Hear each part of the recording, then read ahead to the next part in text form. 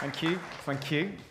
So, I'm going to start with a very personal story, personal journey today that basically spans over about 10 years and that saw me go from being a very miserable, very depressed factory worker and driving a forklift truck around a warehouse to directing 2 feature films in Hollywood. It's quite a journey, so strap in because we're going to have to go through about 10 years in like 15 minutes. But I say 10 years, really it began when I was a child. I was this kind of Walter Mitty child, and I just had this wild imagination. I was always coming up with these scenarios, and my education was kind of Predator and Die Hard and Back to the Future. I wanted to be Marty McFly really, really badly. That was what I wanted to be in life. And so this started to become way too much for my mind to keep all of this in there, and I needed an outlet. I needed to do something. And I didn't really understand film at that time. I didn't really understand picking up a camera and editing and all of that sort of business. But I loved movies, and I hated school. But I loved movies, and that's all I did. I just watched films. And so when I got into my mid-teens, I started to write. I just picked up a pen and a paper, and I started to write. And I wrote, and I wrote. You can see where this is going, right? And I wrote, and I wrote. I did keep writing. And I wrote, and I wrote, and I wrote. That was in the space of 12 months. Damn iPhones, they're so good. Look, there's my dog hair. My dog's hair got trapped in the binder. It gets everywhere. So I just wrote and wrote and wrote. And I remember it was when I was supposed to be revising for my GCSEs. And I would be sat at my table, hand would be working away, and my mum would come up and bring me a cup of tea. He's hard at that revision stuff. He's really revising quite hard. There you go, son. Good to see you hard at work. Then the GCSE results came in. They spelled fug for buddy. F-U-G-F-B-D-E. A B in creative writing, obviously, and that was it. So that was it, right? And it was interesting. No one really read them. No one really saw them. Mum read them. Sister sort of read them. But that's it, right? Mum's your best critic, so that was it. And she, gave me good feedback, as mums would. But I was 15, right? They weren't that good. But it was nice to get it out. It was nice to get it out there. But after a short period of time, the words weren't enough. Loving films and the visual so much, I had to make films. So I had to sort of transition into that.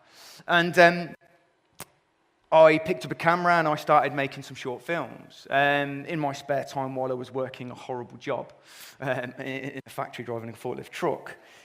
And I started to fall into depression. I could see myself making Hollywood movies on the big stage, right? But my reality was very bleak. I was in Coventry and I was working for no money and I had a mortgage and I hated my job and I hated life. And there just needs to be more to life than the bleak reality that I was living at that time. It was really dark.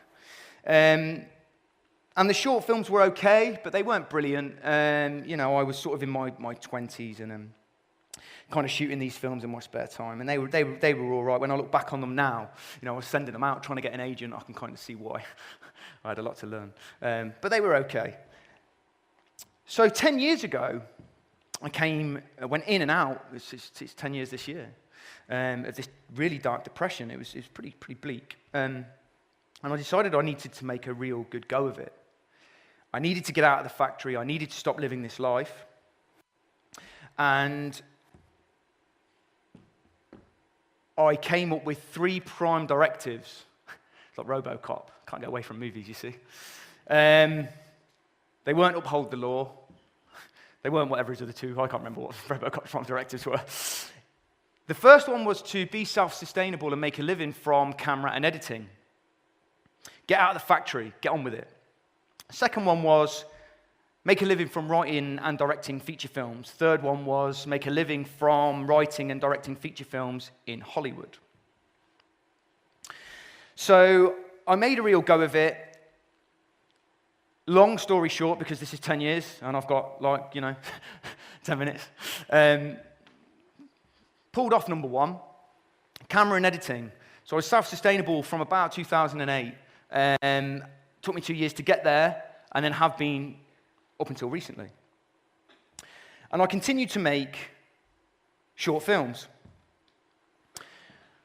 And when I came out of that depression, I thought, I'm going to make a film that is really commercially viable. I'm going to try and get a producer. So I made Snowman. And Snowman was a short film that was based on a feature film. And it was a proof of concept. And the proof of concept is you shoot some of the feature film or to give a producer a taste of the feature. So I had the words and I shot the short film. Say that quickly 3 times. And I managed to get a producer farming. And being in Coventry, and not being in London, and not being in LA, I wasn't around it. My first bit of advice to filmmakers is be around with the filmmakers, go and hang out on film sets. I wasn't doing that, which is why it was taking me quite a long time. Love Coventry that much, just love it here. I couldn't get out of it. So I made Snowman. I got this producer called Jonathan Sothcott, who's an independent producer, an independent producer in the UK. And he really liked Snowman. He loved my writing style. He was like the first person who had ever read anything I'd written that was, that could get made. And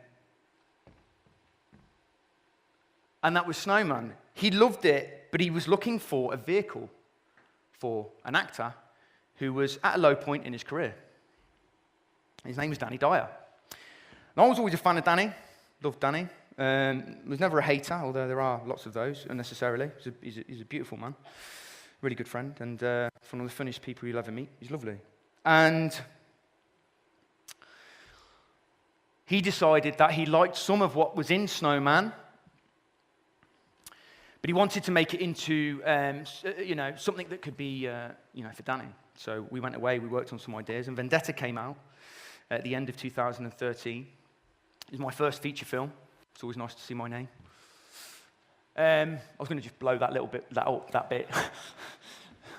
And it came out, did really well. It was the biggest non-theatrical in the UK of that year. And everyone was like, you've relaunched Danny Dyer's career. Your phone's going to be ringing off the hook. I didn't have an agent. I didn't have a manager at that point. You're going to get an agent. You're going to get a manager. Yeah, it's all going to kick off. You saved Danny. Danny's back in EastEnders. Well done. 3 months after Vendetta, there's me on the set. Having good times with Mr. Danny Dyer. So it was a great shoot. It's me and the wife. The wife's really enjoying this kind of last 18 months. It's kind of moved very quickly. She's in there somewhere. I saw her sneak in. So 3 months after Vendetta, nothing happened. The phone didn't ring. And that was me. I went back to work doing my cameraman and editing jobs at Catterick Garrison at 7 o'clock in the morning, and I was sleeping on the floor with the Sterling Airsoft lads. They're a company, like a military-based company that I do a lot of work with, run around with them with a camera, film all their events, and you have to film it. So do you know what? I thought, what am I going to do? What am I going to do now? This was meant to be it, man. This was going to be where I was going to break through and be the next Michael Bay. And that was the reality. How I didn't regress back into depression is beyond me. And so I thought, maybe I need to manage my expectations. Maybe I need to think smaller, all right? So that was my next trip. I thought, I can't swear, but I thought, bleep this, I'm going to Hollywood. I tried to get in touch with lots of production companies in the UK after Vendetta, let them know I was here. To no avail. Still couldn't get an agent, still couldn't get a manager. Even though Vendetta, although not the best film in the world, it should have been a really good calling card for me. Nothing, just nothing. I came back to Coventry like it didn't happen. So I thought, I always wanted to be that guy that just got on a plane, like those characters, the fairy tale, still in that Walter Mitty mindset. I want to get on a plane, I'm just going to go to LA. But what always deterred me from doing that was that I don't know anyone. I'm terrible at networking. You all probably know more people in the film industry than me. I'm just terrible at it. I know how to do the work, but that's it, right? I don't go to these bars and, network. I'm terrible at it. so what am I going to do? I'm going to go to LA, get off the plane. I'm here. People kept saying, go to LA. You just need to go to LA, Steve. Your films are a little bit more commercially viable. They're a bit more of an American style. All right, get off the plane. I'm in LA. What am I doing? Where am I going? So I managed to get a couple of meetings set up, 3 meetings. And one of them was with a company called WWE Studios. And WWE were about to do a bunch of films with Lionsgate. And they'd seen Vendetta, and they liked the way I'd stretched the dollar. I can make a movie for, not a lot of money and make it look a little bit more expensive. Producer's dream. So went into their offices and just had a very sort of familiar 20-minute meeting with their head of development, awesome guy, Richie Lowell. And that was it, really. Did another few of the bits and bobs out there in LA, got on a plane, came home. Didn't know if it was a success, but I'd done it. It was on a bucket list. I'm a believer that one day you're going to be on your deathbed, and one day you may have time to reflect on your life. There's going to be so many things you wish you'd done. Imagine being on a deathbed and going, I should have done that. I should have done that. I should have done that. Oh, no. I can't think of anything worse. So I've got to tick off the bucket list. And one of them was to get on a plane and just go to LA, see what happens. So I did. And a 20-minute meeting, came home. That was in June 2014. And then 2 weeks later, the phone rang. It was the head of WWE Studios, Michael Luisi. He said, so you met with our head of development? Yeah.